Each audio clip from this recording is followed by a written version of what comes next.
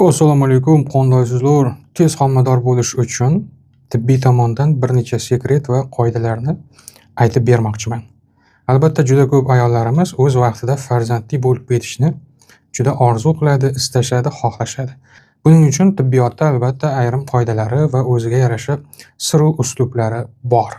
Homilador bo'lish uchun asosiy birinchi qoida bu ayol ham, erkak ham tana tomonidan sog'lom bo'lishi kerak.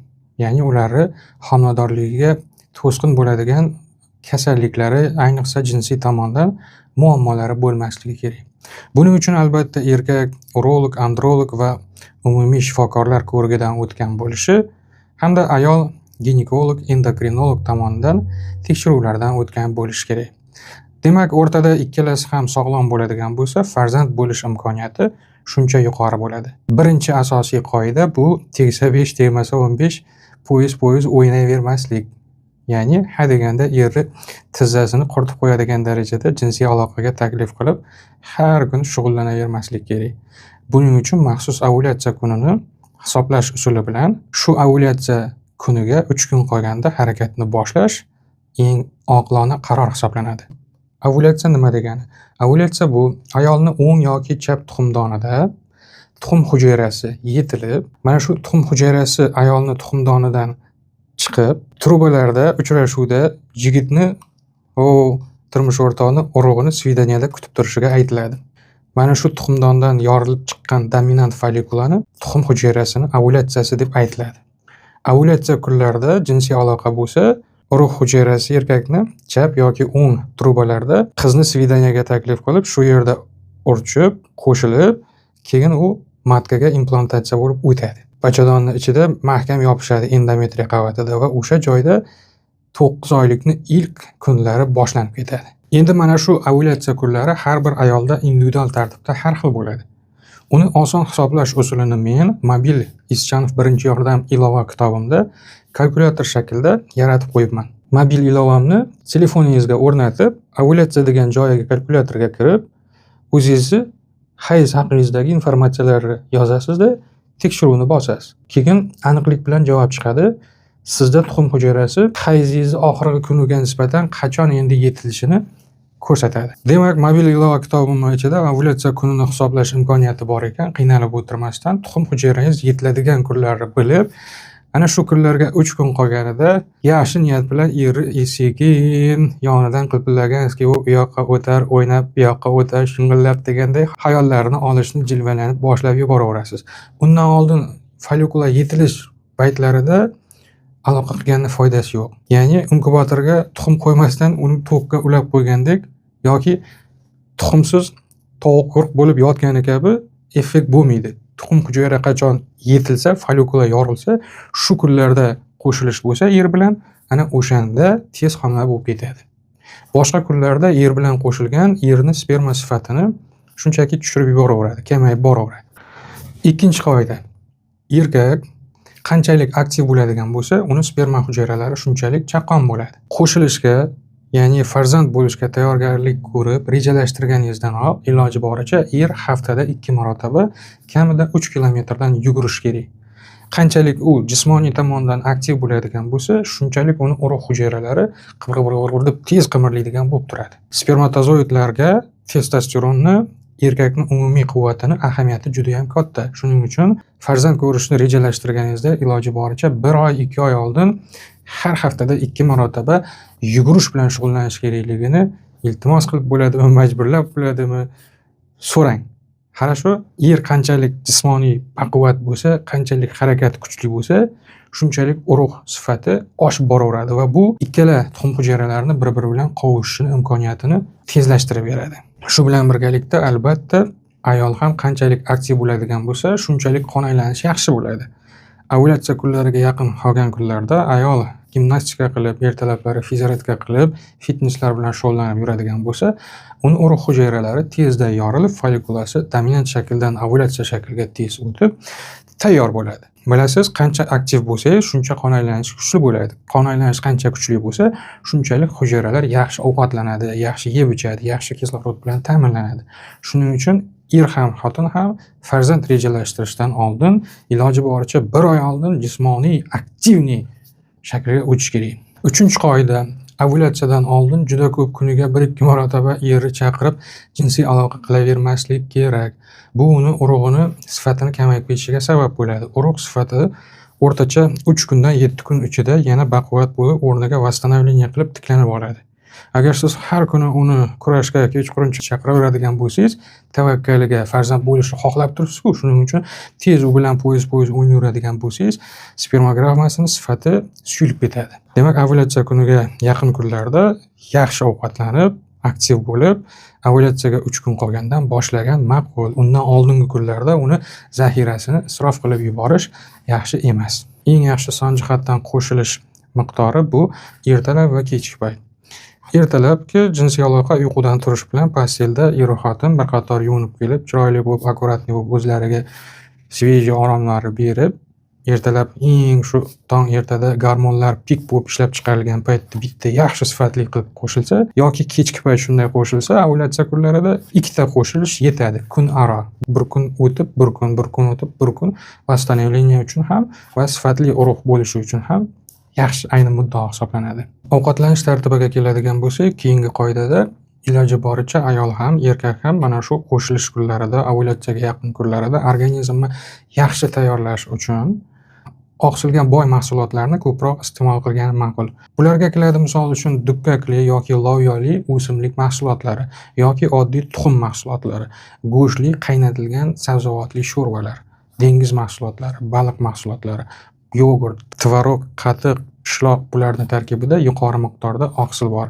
Tabiiy qanchalik ko'p oqsilga boy mahsulotlarni iste'mol qilsangiz, shunchalik urug' hujayralari ayolda ham, erkakda ham baquvvat rivojlanadi. Albatta bir narsani bilib qo'ying, eng avvalo farzandli bo'lishdan oldin siz o'zingizga 100% ishongan bo'lsangiz ham, erkak kishi spermogramma analizini, ayol kishi esa gormonal foni va bachadonini bir tekshiruvdan o'tkazgani ma'qul.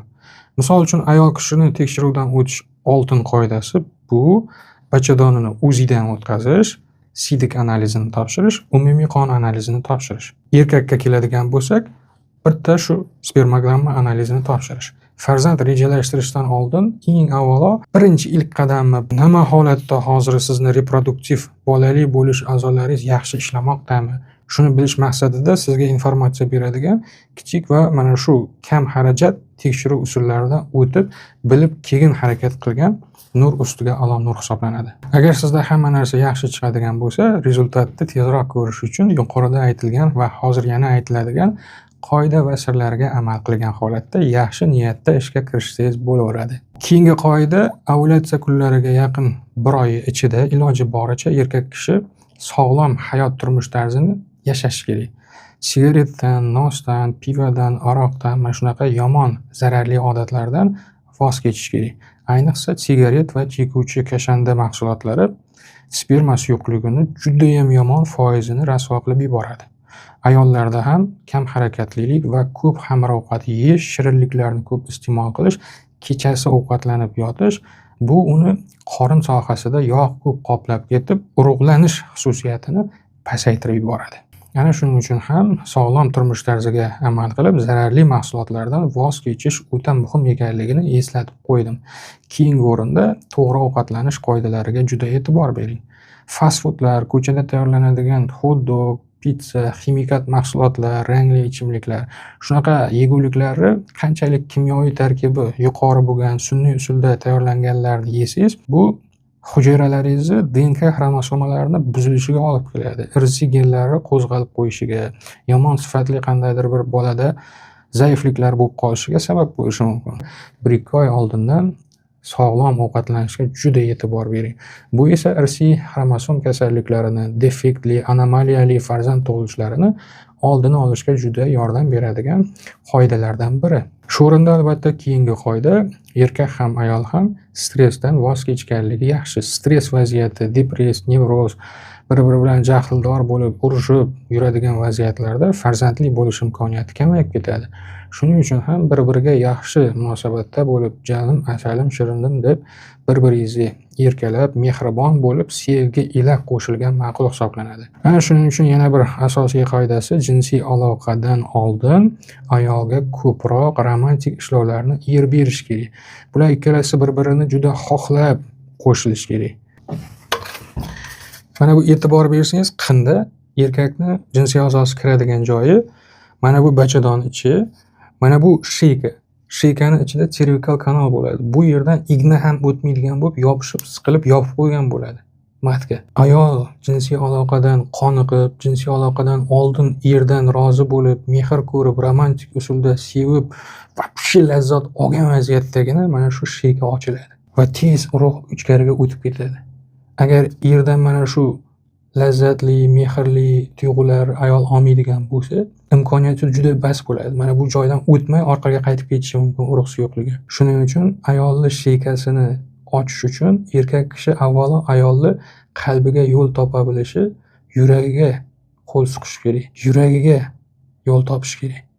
Sevdirib, qoniqtirib, hamma tochkalarini ayol kishini ishlovlari berib, voy erib ketgan shokoladday uni hissiyotlarini uyg'otib, ana undan keyin ichkariga urug' suyuqligini to'kadigan bo'lsa, shuncha tez homila bo'lib ketish imkoniyati zo'r bo'ladi. Sovuqqonlik bilan qo'shilgan foydasi yo'q. Ha, undan keyin qo'shilganingizdan keyin albatta iloji boricha 20 minutda ichida turib yurib ketmaslikka harakat qiling ayollar. Bu biomexanizm tomonidan bor narsa.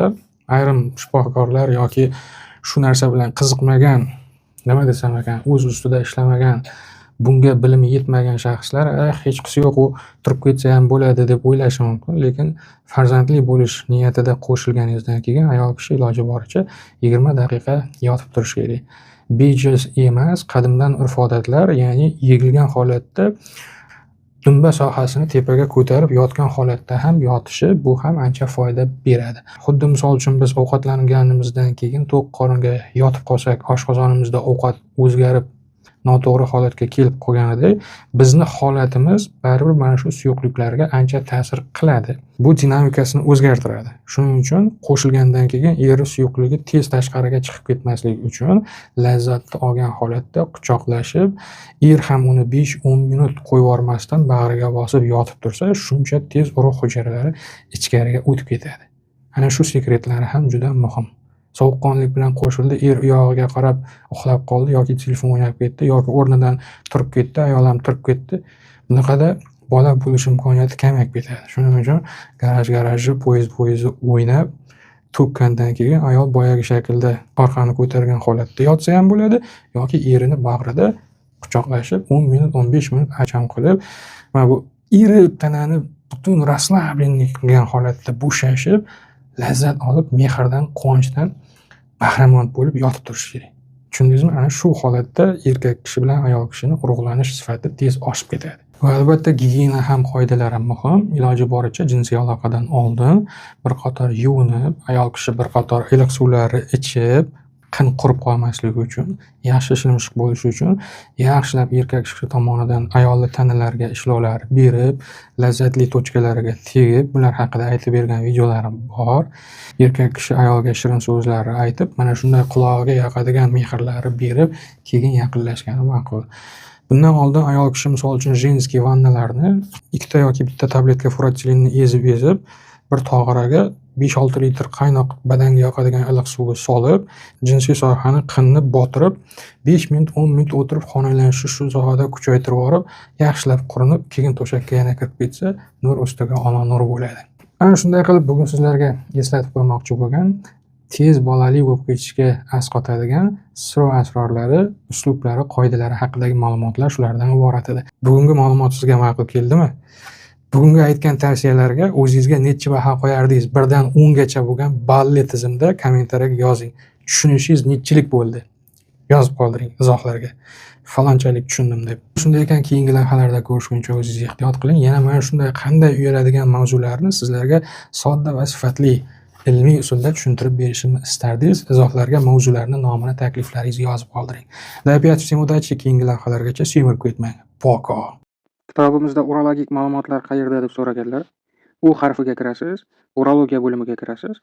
Barcha mana urologik ayollarga, erkaklarga tegishli bo'lgan masalalar, o't uydo kasallikka ta'rif, ma'lumotlar, sabablar, davosi, retseptlar yoki mana J harfiga bosasiz, jigar mavzularining tepasida jinsiy mavzular. Bu jinsiy kasalliklar, jinsiy ma'lumotlarga to'la bo'lgan bo'lim hisoblanadi. Yoki G ginekologiya bo'limiga kirasiz, mana bu yerda ayollarga tegishli bo'lgan barcha ginekologik holatlarga O't-uydo sababi va davo choralarigacha maslahatlari bor. iPhone'larga yuklash uchun App Store saytidan, iPhone emas telefonlar yuklash uchun telefoningizda Play Market yoki Google Play saytiga kirib, o'sha joydan birinchi yordam so'zini yozib, skachat qilib olishingiz mumkin. Yoki shu videoni tagiga ko'k yozuvda ssilka qoldiraman, uni ustiga bosib, skachat qilib yuklab telefoningizga o'rnatib olishingiz mumkin.